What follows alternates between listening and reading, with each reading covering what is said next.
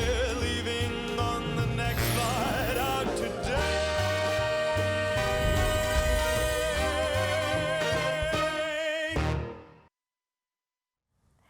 네, 미국장에서 국내장까지 함께 알아보는 시간입니다. 이 시간 함께 해주실 분은 하이투자증권 이화진 과장입니다. 과장님 안녕하세요. 안녕하세요.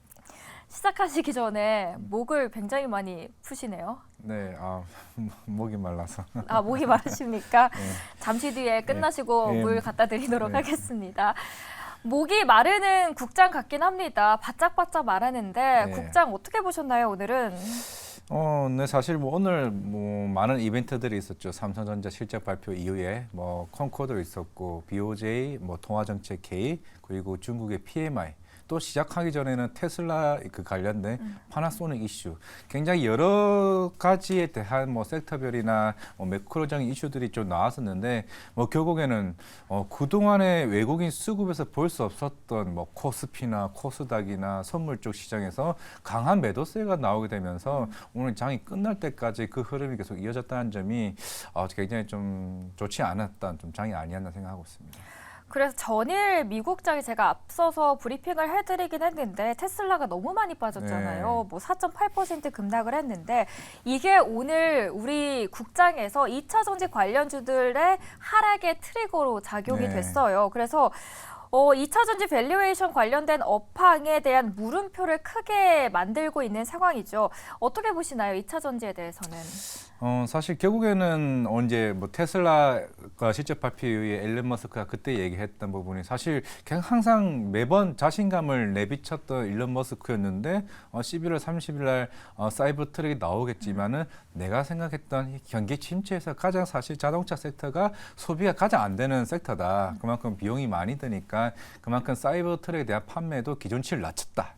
그 이유가 나왔었지만은 오늘 이제 온세미 컨덕터 같은 경우가 이제 차량용 반도체 만드는 회사인데 가이던스를 줄였습니다. 그만큼 테슬라가 잘 안 팔릴 수 있다라는 얘기를 하게 되면서 이쪽에 대한 수요가 급격하게 줄어들 수 있다는 측면도 나왔었고 실제 파나소닉도 이제 배터리 쪽에 관련해서 감산 이슈가 나오게 되면서 생각보다 이쪽 시장에 대한 이제 오더 물량들이 급격하게 줄어드는 게 아닌가라는 게 사실 하나둘씩 좀 나오고 있지 않나 생각을 하고 있는데 금방도 지금 9월달 글로벌 전기차 판매 데이터도 나왔는데 확실히 성장성이 계속 둔화되는 흐름을 좀 가고 있는 데이터도 좀 나오긴 했었습니다. 그럼 이게 단순히 시작일까요? 아니면은 지금을 시점으로 해서 계속해서 더 많이 약재들이 나올 거라고 보십니까? 좀 당분간 좀 충분히 전 그럴 수 있다라 좀 생각을 하고 있습니다. 만약에 일반 작은 그런 도매품이나 소매품 같은 경우는 그럴 수 있지만 사실 자동차 이런 사이클 같은 경우는 단순하게 한 분기로 끝나는 게 아니라 적어도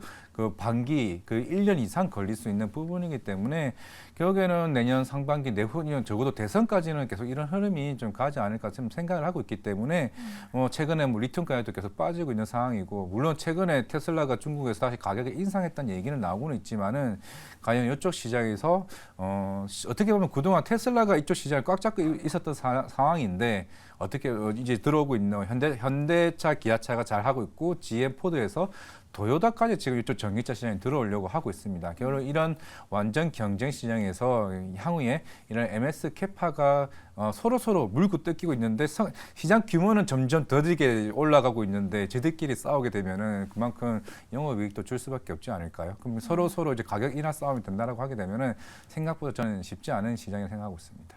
좀 보수적으로 대응을 해야겠네요.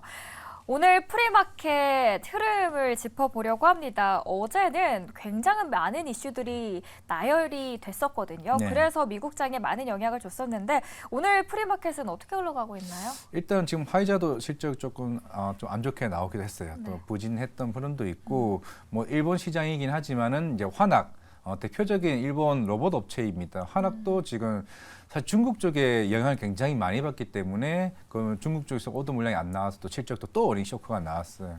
사실 그러면 내일 우리나라 국내 시장에서도 로봇에 대한 영향도 충분히 좀 타격을 좀 줄 수 있다는 생각을 하고 있기 때문에 물론 내일 새벽에 내일 이제 장 끝나고 나면 AMD 실적 발표가 나옵니다. 결국에는 물론 이번 주 F도 남아 있고 AMD도 결국에는 이런 엔비디아와 비슷한 흐름으로 이제 AI 시장이나 이쪽에 대한 가이던스를 올릴 거냐, 낮출 거냐. 2차 전지 전기차는 안 좋은 거 알겠는데 반도체마저도 만약에 여기서 가이던스를 낮추게 되면 또 분위기는 생각보다 좀 4분기에 대한 기대감이 좀 뭐 많이 톤 다운되는 분위기가 아닌가라는 생각을 하고 있습니다. 일단 이번에 엔비디아에 대한 규제가 있었는데 네. 지금 오늘 시장까지도 영향을 지금 미치고 있나요? 생각보다 아닌 게 물론 아까 한 오후 4시쯤 5시쯤에 중국 쪽에서 50억 달러에 대한 뭐 규제가 나오긴 했습니다만 물론 이제 몇 초 전에도 저가형 칩에 대해서 또 규제가 나오긴 했는데 그렇죠. 이게 결국에는 오늘 국내 시장 하락의 주요 원인 중에 하나였던 게 사실 미국 중국 정상회담 이슈가 시진핑이 아직까지 참석하냐 안 하냐를 아직 확정을 안 지어줬다는 부분에서 조금 그런 불확실성도 있었습니다. 그랬는데 지금 베이징이랑 샌프란시스코 쪽에 이제 그쪽에 노선이 재개가 됐다는 얘기가 이슈가 나오면서 다시 또 미국과 중국이 잘 풀리나? 라는 흐름도 좀 나오고 있기 때문에 사실 엔비디아발 이슈는 사실 옛날부터 반도체 규제 이슈는 나왔기 때문에 조금은 보니까 아까 그 프리마켓 시장 보니까 저보다 뭐 약세 쪽으로 살짝 약세 마이너스 0.5% 정도만 좀 빠지고 있었던 걸 좀 확인했었기 때문에 큰 영향은 없었던 걸로 보고 있습니다. 그래도 영향은 크지 않다라는 측면에서는 다행이다라는 생각이 드네요. 패션의 뷰티 업계 북미러시가 지금 국장에서 일어나고 있습니다. 전에는 패션 업계의 뷰티가 중국 시장을 좀 많이 겨냥을 했었다면은 최근에는 미국 중심으로 글로벌 시장 전략을 조금씩 바꿔 나가고 있는 것 같은데 일단 중국의 매운맛을 한번 봤기 때문일까요? 일단은 뭐 중국 쪽은 흔히 말하는 감성 코퍼레이션 그리고 FNF 뭐 죽이지만은 저는 이제 분위기가 북미 쪽으로 조금 옮겨갈 수 있다라고 생각을 하고 있습니다. 오늘 사실 장이 안 좋은 상황에서 의류 섹터는 굉장히 좋았습니다. 뭐 JS 코퍼레이션, 한세실업. 그러니까 시작은 뭐 작년 4분기 때부터는 사실 미국 쪽은 실제적으로 이런 재고 정책을 실시를 했습니다. 우리 물가 굉장히 높고 지금 분위기가 굉장히 경기가 안 좋을 수 있으니까 이 재고 물량부터 일단 처리를 하자. 당분간 저쪽에 OEM 업체들한테 주문 넣지 마. 이게 한 올해 2분기까지 계속 이어졌습니다. 그게 3분기, 4분기까지 이어진 상황이었기 때문에 사실 우리 업체들 굉장히 주가 굉장히 안 좋았습니다. 상반기에도 실적도 안 좋았을 수밖에 없었는데 하지만 이게 2분기를 지나서 생각보다 미국에 있는 특히 도매 쪽에 대한 이게 재고액들이 굉장히 다운이 되면서 이제 재고가 없어. 큰일이네. 우리 당장 다음 달에 블랙 프라이데이 열리는데 그래서 3분기 때부터 이제 빠르게 그 선주문 물량이 나왔습니다. 일단 우리나라 업체들 같은 경우 대부분이 베트남이나 인도네시아 쪽에 공장이 있기 때문에 여기 공장에서 이제 북미 쪽으로 이제 넘어가는 이제 흐름입니다. 이미 원래 작년에 사실 유가도 굉장히 높았었고 이런 이제 운임비에 대한 부분도 굉장히 부담이 됐었는데 확실히 작년보다는 그리고 원가에 대한 부분도 굉장히 크게 개선이 된 상태에서 물량이 나왔기 때문에 이번 JS 코퍼레이션이 실적을 발표했더니 이거 뭐야 하면서 어닝 서프라이즈 나왔고 그때 상한가를 기록했는데 그 이후에도 주가가 계속 유지를 하고 있습니다. 아마 한세실업도 똑같은 북미향이기 때문에 이번에 실적이 계속 유지되지 않을까라고 생각을 하고 있고 근데 이게 확실해야 되는 거는 의류에 대한 소비가 회복이 되는 게 아닙니다. 재고가 부족했기 때문에 주문이 나왔던 거지. 만약 여기서 미국의 의류 소비가 본격적으로 나오게 되면은 그때는 분위기는 저는 더 달라질 수 있다고 생각을 하고 있는데 그게 시장에서는 내년이라고 좀 보고 있는 거예요. 내년 상반기에. 올해까지는 재고가 없기 때문에 어느 정도 여기에 대한 기저 효과로 주문이 들어와서 실적이 잘 났다라고 지금 해석해야 되는 부분이기 때문에 그래서 최근에 이제 한세실업, JS 코퍼레이션, 화승엔터, 특히 미국 쪽은 나이키나 이제 룰루레몬 같은 이런 업체들이 분위기가 좀 타오르지 않았나 좀 생각하고 있습니다. 다음 달에 11일이죠. 네. 광고제가 예고가 되고 있고 국내 유통업계들도 대규모 세일 행사를 많이 계획을 하고 있습니다. 미국에서 블랙 프라이데이가 열리게 되면 이 기간에는 또 소비재 종목들이 강세를 보이곤 하는데 연말 얼마 남지 않았잖아요. 네. 연말 특수 기대감에 좀 기대를 해볼 수 있는 의료주 쪽이 있을까요? 일단 저는 일단 JS 코퍼레이션을 추천하고 있고 지금 사실 상한가 이후에 그 가격대에서 계속 유지를 하고 있단 말이죠. 보통 올랐다가 다음날에 빠질 수가 있는데 유지되고 있다는 거는 이 회사가 지금 OEM 하고 있는 고객사들이 미국 10대들이 가장 선호하는 브랜드 빅5 중에 3개가 이 회사가 하고 있습니다. 마이클 코어스, 코치, 그리고 케이트 스페이드. 이제 여기 핸드백 쪽은 하고 있고 의류 쪽은 DKNY나 갭이나 게스와 같은 좀 청소년들이나 20대 위주로 좀 브랜드가 있는데 이쪽에 사실 어떻게 보면 있잖아요. 경기가 조금 크게 좋지는 않지만은 고가는 아닌데 중저가에 대한 수요는 살아 있다는 거. 결국에는 우리가 의식주에서 가장 필요한 의료 쪽에 대한 수요가 가파르게 좀 올라오고 있다는 측면에서 이 JS 코퍼레이션이 여기 지금 물량 가동률이 굉장히 빠르게 지금 올라가 있다는 측면이 있기 때문에 3분기 아니 4분기도 충분히 더 실적이 더 개선될 것이라고 보고 있고 원래 예산은 핸드백 업체였습니다. 핸드백이었는데 지금 비중은 30%. 이제 지금은 약진 통상 인수하고 나서 이제 의료 쪽은 그 70% 비중으로 지금 이제 OEM 물량들을 내고 있는데 이거는 구조가 내가 만들어 놓고 파는 게 아니라 그 고객사들이 주문을 줘야 만들기 때문에 그만큼 실적이 바로바로 찍힐 수가 있기 때문에 이 분위기라면은 4분기도 그대로 충분히 저는 이어질 수 있다 생각하고 있습니다. 여기 시청자분께서 JS 코퍼레이션 작년에 자회사 상장 있지 않았나요? 라고 여쭤보시네요. 아, 좀 기억은 안 납니다. 아, 그럼 거기는 저희가 좀 자세하게 한번 공부를 해보고 다시 답변을 드리도록 하겠습니다. 국장 이야기로 한번 다시 넘어와 볼까 합니다. 중국의 PMI가 발표가 네. 됐는데 말 그대로 쇼크였어요.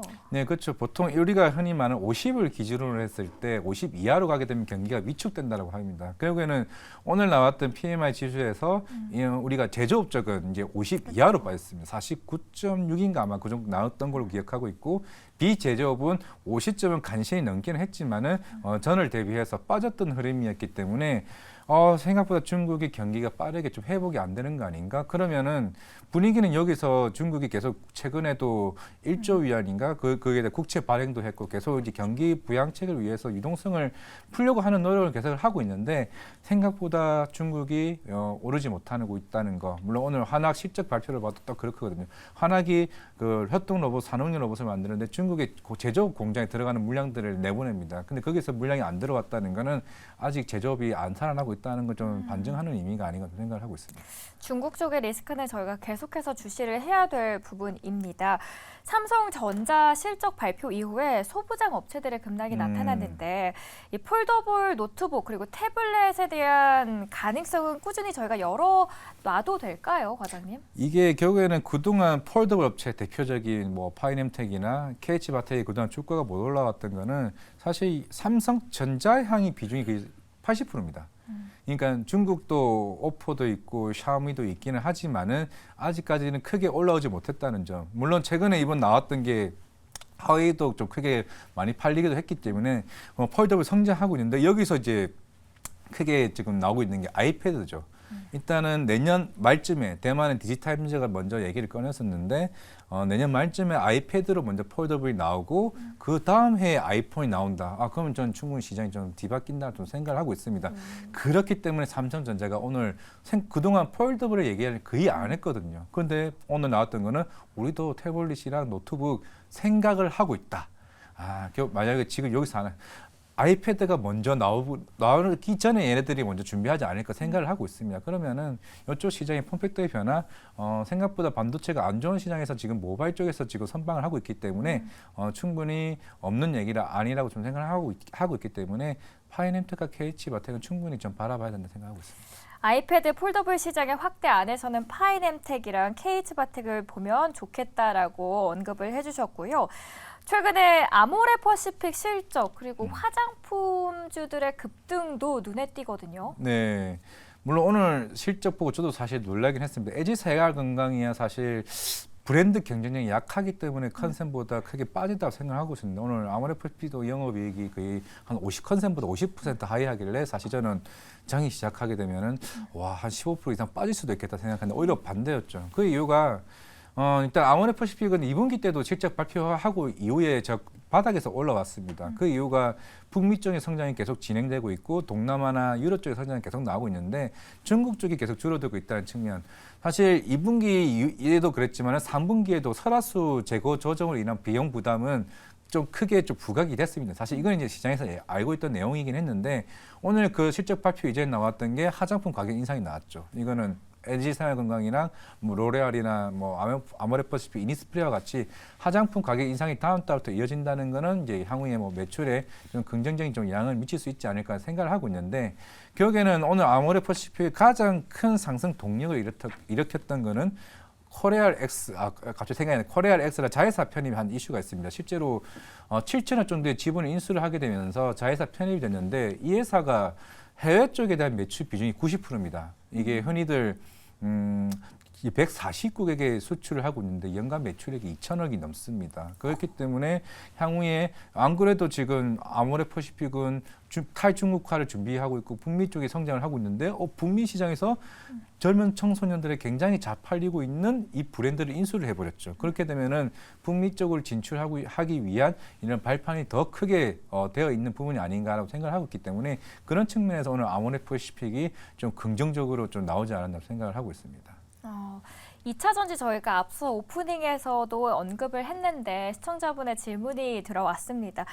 내년 대선을 앞두고 바이든과 트럼프가 그래도 큰 후보로 떠오르고 있는데 최근에 바이든의 지지율이 좀 약해지다 보니까 트럼프가 조금 더 선호도가 올라오고 있고 이런 상황에서 2차 전지에 대한 영향력은 어떻게 될 거라고 보시나요? 크죠. 그만큼 트럼프가 처음 2차 전지 얘기 나왔을 때 보조금을 다 철폐시켜 버린다고 얘기를 했었습니다. 물론 워낙 이제 트럼프 같은 경우는 예전부터 이런 어조가 워낙 세게 이제 발언을 했던 좀 이슈가 있었던 거고 사실 근데 트럼프가 아니어도 사실 전기차 판매 지금 보조금이 좀 남아 돌 정도로 지금 그런 상황이라고 좀 얘기가 나오고 있습니다. 이번에 현대차도 실적 발표를 하면서 컴코에서 얘기했던 부분이 우리 물론 2026년 이후는 전기차는 괜찮을 거야. 우리 목표는 그때까지 변경할 생각은 없어. 근데 문제는 2025, 2024, 2023 마지막 연말 이때가 굉장히 힘들다고 합니다.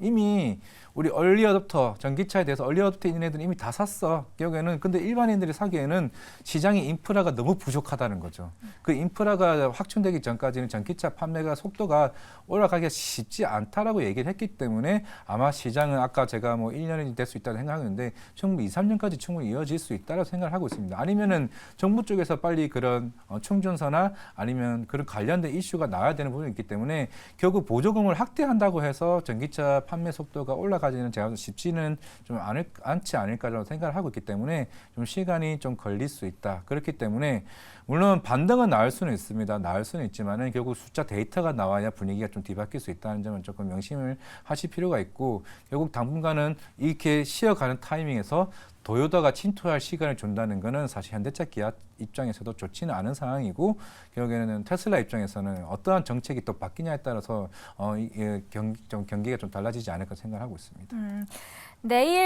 오늘 그러니까 장 전에는 화이자랑 캐터필러 실적이 발표되고 이후에는 AMD랑 포스트솔라도 있고 애플의 신제품 이야기도 나올 거거든요. 네. 저희가 어떤 포인트에 주목을 해보면 좋을까요?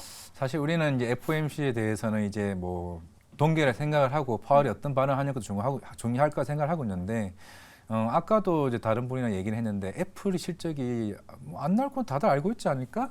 생각을 하고 있잖아요. 중국에서도 밀렸고 그러면 우리는 북미에서 생각보다 아이폰 많이 팔렸을까에 대한 고민을 했을 때 시장은 놀라지 않을까? 아니면 이미 알고 있던 내용일까? 아니면은 신제품을 통해 가지고 시장의 분위기를 방향을 딴 데로 시선을 돌릴 것이냐가 좀 중요할 것으로 보이기 때문에 근데 아이폰 충격이 생각보다 크다라고 하게 되면은 물론 그동안 시장 자체가 좋지는 않았지만은 충분히 애플은 그런데 신제품으로 전 분위기를 돌릴 수 있지 않을까 생각을 하고 있습니다.